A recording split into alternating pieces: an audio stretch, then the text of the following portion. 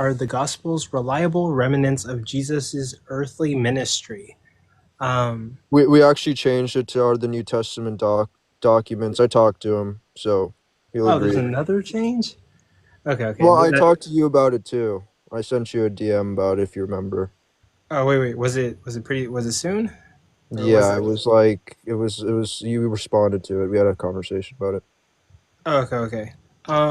So what's the topic? One more time.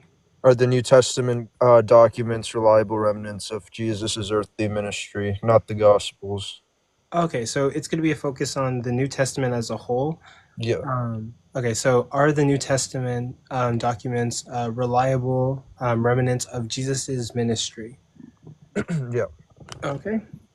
Thank you both for being here. I guess we can dive into your debate and get that started. Um, we're going to start with the affirmative. That's going to be you, Pruk, right? You're saying that they are reliable? Yeah. Okay. And you're going to get a 3-minute opener. Are you guys okay if we shrink the cross examination from 5 minutes to 3 minutes? 2 rounds for both of you? Fine. Okay. Sure. Yep. Pruk, whenever you're ready, you can start your opening statement. Okay.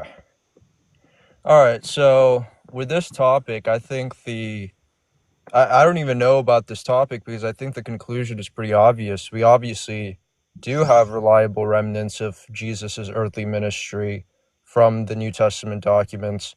When we're looking at who Jesus was, he was an itinerant moral and prophetic leader. We have sufficient evidence for that to begin with. We could just look at even Paul's letters. We have 6 letters that Paul wrote within his lifetime that are agreed upon by scholars by ways of him autographing them and the writing style being consistent, as well as the internal details. And Paul is espousing teachings that are reflecting that of an itinerant moral and prophetic leader who he's influenced by. In fact, in his own letters, he writes about this influence relationship he has with Christ, and he knew the apostles as well as James, who was the brother of Christ. Beyond that, Jesus calls himself the Son of God, the Son of Man, the Messiah. We have multiple attestation of these claims. Even Paul says that Jesus is the Son of God and Messiah. And again, he knew the brother of Christ and the other apostles, which he writes himself in his own letter to the Galatians church. Beyond that, Jesus was preaching the coming kingdom of God, and he was correcting the misunderstanding the Jewish people of the time had on God's law. In the culmination of him making these extreme claims with his teachings, correcting the Jewish people, him gathering the apostles, them betraying him, all of this led to him being crucified for these things.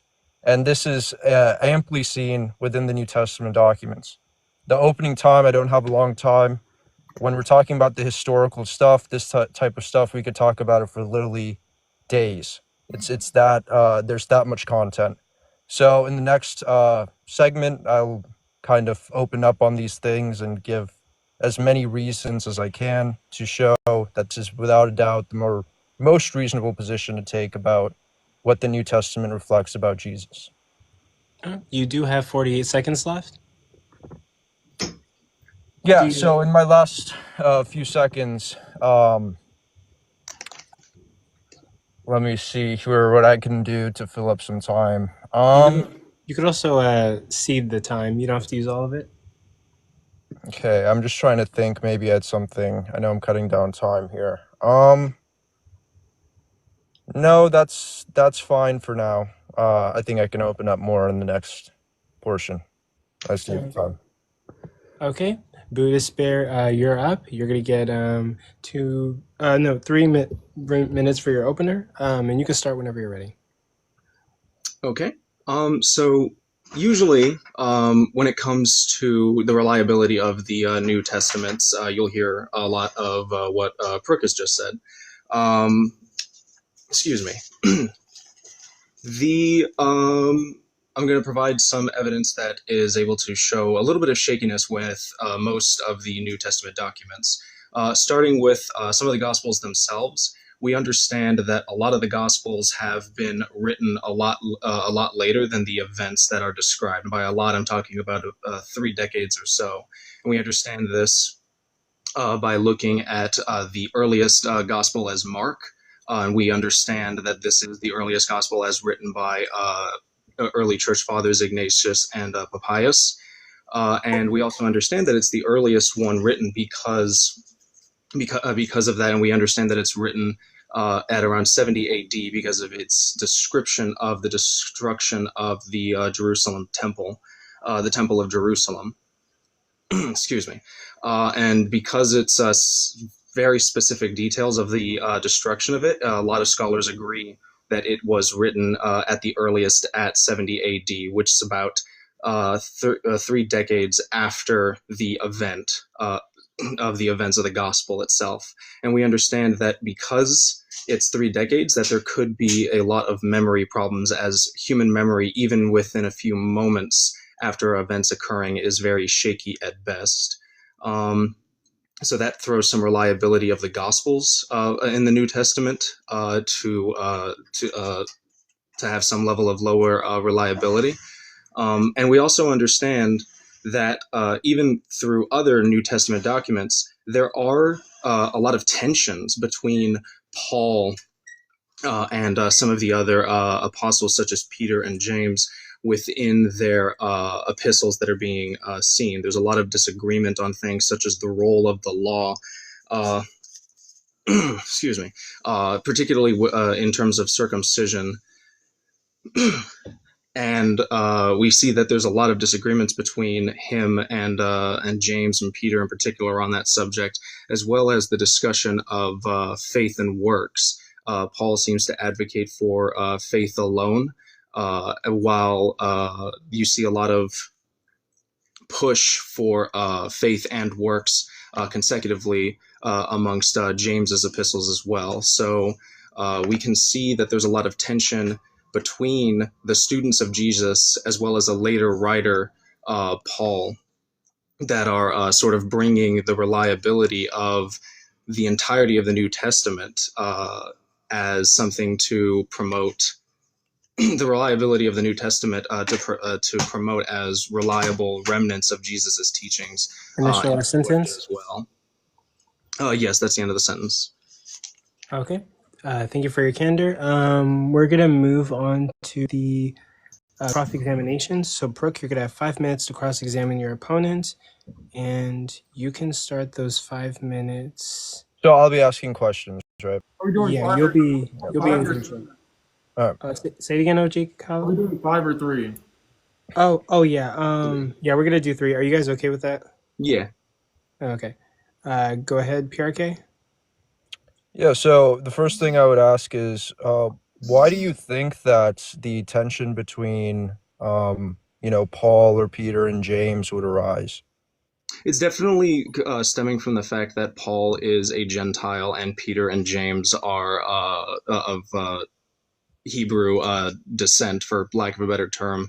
Paul is getting this different mission in order to try to go out to the Gentiles to try to incorporate them into Christianity, while Peter and James seem to be more steadfast in the practices of the Hebrew culture. Okay, and so my question is, why would that type of tension at all undermine if the New Testament documents are reliable remnants of Jesus's earthly ministry? Because these are students of Jesus that are having to fight, I guess, like, have disagreements and arguments with somebody else that's inserting different understandings than what they took from Jesus Christ, right? Because we see within Matthew, there's a lot of support for maintaining the law or keeping the law, such as the verse that says those that do not keep the law will be seen as the least in the kingdom of heaven. Excuse me. So, like, that kind of introduction of something new, something that's kind of going away from not only what we kind of see in the Gospels, but also just what we see as being promoted by the original students of Jesus, being kind of questioned and attacked by a guy who claims to have heard Jesus, but excuse me, but never actually studied under him, at least wasn't a part of his earthly ministry.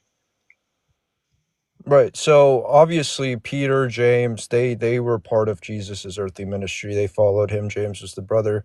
I guess I'm asking you questions here. Yeah. But even then, right, I'm just confused on them having quarrels about how to best follow Jesus at all undermines who Jesus was and what we know about him.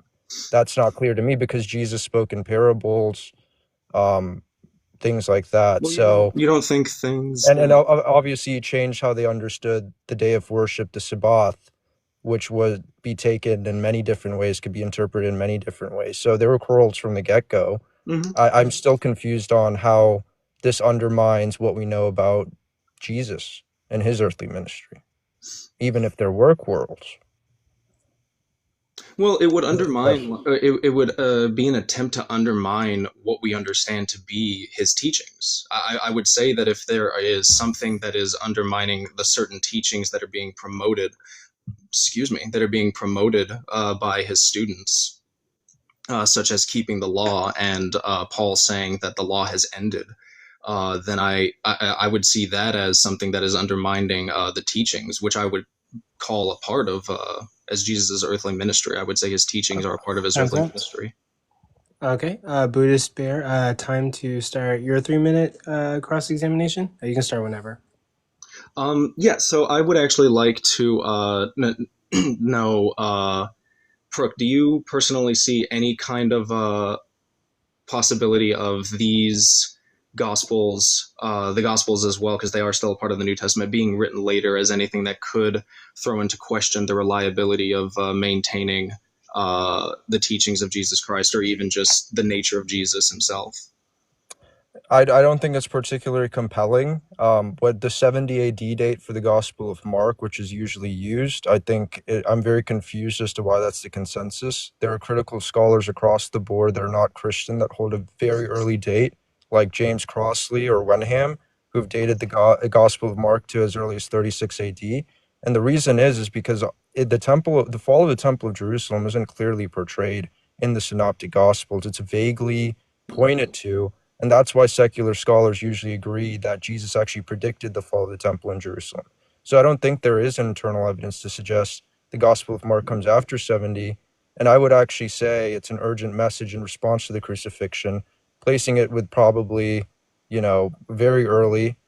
Beyond that, we have ancient philosophers like Plato, who said that books would make us lazy because we would stop to remember important details. And if these books are coming 10 years after the events and they're reliably preserving oral tradition, I think that's absolutely reasonable, especially considering the authors of these books are extremely intelligent and they get the historical details all correct. There's not an example within the New Testament of an historical inaccuracy as far as archaeology or routes or botany or whatever, or names. So So, then, yeah, they're reliably preserving the tradition, I would say. well, I would say that there are some historical contradictions. I mean, we don't even understand when Jesus himself could even be born. It could Was it during the reign of Herod, or was it during the governorship of Quirinius? Because we understand that those are separate times. If I remember correctly, about like 10 years between when Herod died. Oh, sorry, unalived, and when Quirinius took governorship. Yeah, there is a controversy on that, but the controversy only comes because of authors like Josephus, who place the times of those reigns in contradictory places to what someone like Luke would place. And there is much reason to believe that Luke came before Josephus. There are scholars like Richard Carrier that says we have proof, basically, that Josephus took from Luke. And so those time periods that you mentioned could simply be overlapping, and Josephus could have got the historical detail wrong. They could have been overlapping. Yeah, Time. Finish up your Which? last statements. yeah, they could have been overlapping. Okay. Well, if that's time, then that's time. And Pruk, now it's time for your 3 minute cross-examination. You can start anytime. Oh, we're doing two back to back. Okay. All right. Well, I wasn't prepared for this one. I would say. So do you understand that scholarship would probably agree on all of the things I've said regarding these things known about Jesus. Do you agree with that, or do you think that's what is the understanding? I think that you would have to be a little bit more nuanced on that. Like certain specific things probably, but then there's other things like what we just talked about with the dating of Jesus's birth, as well as the events of his birth. There's a lot of controversy and contention there. So I think it would have to be more a nuanced question. Okay, that's fair enough. Do you think that Jesus called himself the Son of God and the Messiah? Um, Personally, I think just like being able to look at the Gospels themselves, there does seem to be an evolving, for lack of a better term, theology on that. I don't know personally if I have enough evidence to say for sure if he called himself God or not. Like So obviously, you say evolving theology. Why do you, so when I'm saying him calling himself the Son of God and Messiah, why do you think that's evolving theology, right? Like, doesn't seem like it to me. Do you think that's the case? well, even if we say that like Mark was earlier than what I said earlier, it is still understood that Mark was the first. This is admitted Mhm. by Ignatius and Papias, and from what I've read, there doesn't seem to be any directness of Mark saying that Mark saying that Jesus is God. A lot of Mark's writing is more focused on like his human characteristics. It's more focused on his actions. Then we understand Matthew and then Luke and then John to be next in that order. And within those gospels, there seems to be a growing, evolving understanding of who Jesus was. By the time we get to John, that's where it gets a little bit So, more explicit. so are you aware in the Gospel of Mark, Jesus affirms that he is the Son of God? The Son of God, but not God himself. Yeah, that's fine. Are you also aware in the Gospel of Mark, Jesus uses the "I am" statement while walking on water? While walking on, like in the calming of the Well, storm. when he's rescuing the other disciples from the storm. Oh, in the calming of the storm. Yes. I'll admit excuse me. I'll admit I don't know about that. Yeah, so he does that, and then he very openly says "I am" in a very dramatic way. He calls himself the Son of God. And then, are you aware that he calls himself the Son of Man in the Gospel of Mark? The Son of Man. Yes. That's Okay. it. That concludes it. Okay. And then Buddhist, you got the last cross examination. Yeah. So I want to ask you. So even though we might be able to find certain things, such as implications of Jesus saying that he's God, would you at least recognize that there are certain verses that are known to be later additions, or at least not mentioned in the earliest manuscripts that we have of the text? For instance, such as the Percope Adultere, or the story about the adulteress and Jesus like forgiving her, is not found in the original codexes. Yeah, I'm aware of that and the long ending of Mark as well. Okay, with the long ending of Mark. How about the Trinitarian formula? Because even though it is mentioned in the codexes, when we look at the Eusebius's mention of the verse, he says that you'll be baptized in my name instead of the Trinitarian formula that we see. Yeah, I think that's fair. That wouldn't surprise me. Well, yeah. So, do you think that there's at least some level of probability that what we just talked about with Mark, there is a probability that it is something that is also added later on? No, I wouldn't say so. I would say the reason it's not is because we can actually identify what is added to Mark, like the long ending, and we could see the additions in John, for example, or the adulterous woman. The fact that we can actually see the additions means that we know what the original is. So that's actually a very strong point for us. We have manuscripts like P1, P52, P40, P66. Um, I forgot the P40 document, but yeah, P52, P66, P1. These are three examples of fragments that were found dated to the 2nd and early 3rd century, all having the same information as the New Testament we have now. So we're finding fragments from the 2nd century onwards that are all consistent with the New Testament we have. So yeah, at least with the Codex Sinaiticus. So I think that no, I don't think that's likely. I think we have what they wrote. Okay, then. And I guess if I still have time, my last question deals 30 with... seconds. 30 seconds. How do you feel about like a Markian priority?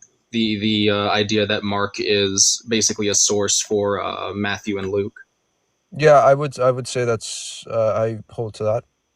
Don't you think that that might be a little troubling for Matthew, seeing as how he's a apostle and he's using a non-apostle and assistant to Peter as a source? Well, I don't actually know about the authorship of the documents. I think there's compelling arguments for the authorship to some extent. I'm a Christian who doesn't necessarily hold to that. Okay, time is I up. don't think it affects anything. I don't think the authorship affects anything. I think it's a really irrelevant point. Ah, dang. I want to ask more about that then, but okay. Yeah. That concludes it. So now we're gonna do closing statements. Pruk, you're gonna go. We're only doing we're not doing a 5-minute or anything? No, just be the closing statements for 2 minutes. Okay. Cool. And you can start anytime. All right. So again, I think the premise or what I laid out in the beginning was, stands on its own merits. We have sufficient evidence to say that Jesus was a traveling, significant, moral, and prophetic leader, who was preaching the coming kingdom of God, gathered 12 apostles. Some of them betrayed and denied him. He made extreme claims like calling himself the Son of God, Messiah, Son of Man, who is a human-like figure that will return on the clouds at the end of the world, as prophesied by Daniel. And these claims, in part with him correcting the misinterpretation of God's law that the Jews had, sent him to the cross. So with the historical evidence we have, we obviously have reliable remnants of Jesus' earthly ministry. And I think that's captured in the Synoptic Gospels, in Paul's letters, because they come just tens of years after. They're written by very smart people. Paul had the equivalent of 2 PhDs in modern day. The gospel authors are extremely meticulous, extremely intelligent, and they would have known the people related to the first apostle. Paul knew James, the brother of Christ, and the rest of the apostles. So I think more than likely the tradition was truly reliably preserved in an honest way to who Jesus was, who is the significant moral and prophetic leader, who they had a deep relationship with, were committed to, and the resurrection debate is coming up. That's the cherry on top. Are you ending your time there? Yes. Okay, you had 22 seconds left. Buddhistbear, you have your 2 minutes on the clock whenever you're ready. Yeah, my closing remarks is I would still make the argument of the tensions that are still noticed within the epistles of Paul and James, kind of conflicting with a lot of the teachings, such as the role of the law and the idea of like faith and works. Those tensions being seen as still kind of showing some type of not circumvention, but some type of a tension between those teachings that throws the New Testament's reliability of being reliable remnants of Jesus's teaching into the realm of like being questionable. And I would also point out that there seems to be a lot of argument for authority in the sense of Paul. Just because he has what is considered the equivalent of 2 PhDs as sort of an argument of authority, we don't really necessarily have any reason to believe that Paul himself is infallible and can't make mistakes, especially since we're seeing that he's arguing with the literal students themselves of Jesus Christ. And do you want to conclude your statement there? Yes. Okay, you had 35 seconds on the clock left. But yeah, that's going to be the conclusion of that, guys. And thank you guys for your candor. Thank you guys for being here. Thank you guys. You robbed us, man. There's supposed to be a 5-minute, but it's all right. It's all right, man. Did, We did, had more did to you talk did you about. did you think when he asked about the cross examination that only one of them was going to be 3 minutes and then the other one was going to be five? No, no, that was fine. I thought there was going to be a 3 minute opening, 5 minutes, like another statement, and then cross exam. So I thought there was going to be an Got it. opening, middle, but there wasn't, which is fine. But Ko, you No, yeah. stuffed this there. It's all right. It's a good comment. All right.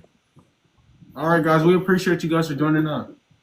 Yeah, All no right, problem. so And I'm pretty sure Venus was in the comments saying that she needs a little bit more time, but we can chill for now.